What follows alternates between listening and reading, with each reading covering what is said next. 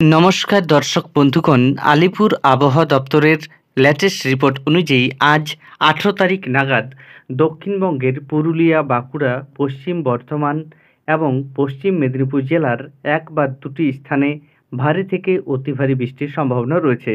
পাশাপাশি ঝাড়গ্রাম, দক্ষিণ চব্বিশ পরগনা, পূর্ব মেদিনীপুর, হুগলি, হাওড়া, বীরভূম এবং পূর্ব বর্ধমান জেলার এক বা দুটি স্থানে ভারী থেকে অতি ভারী বৃষ্টিপাত এবং দক্ষিণবঙ্গের বাকি জেলাগুলিতেও এক বা দুটি স্থানে ভারী বৃষ্টিপাত হওয়ার প্রবল সম্ভাবনা রয়েছে। উত্তরবঙ্গের সমস্ত জেলার এক বা দুটি স্থানে বজ্রবিদ্যুৎ সহ দমকা হাওয়া বয়ে যাওয়ার সম্ভাবনা রয়েছে 30 থেকে 40 কিলোমিটার গতিবেগে।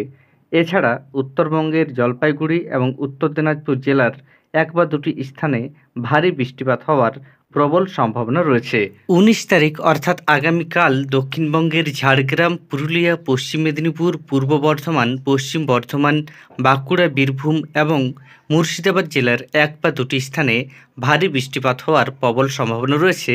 এছাড়া উত্তরবঙ্গের দার্জিলিং, কালিম্পং, জলপাইগুড়ি, আলিপুরদুয়ার, কোচবিহার এবং উত্তর দিনাজপুর জেলার এক বা দুটি স্থানে ভারী বৃষ্টিপাত হওয়ার প্রবল সম্ভাবনা রয়েছে।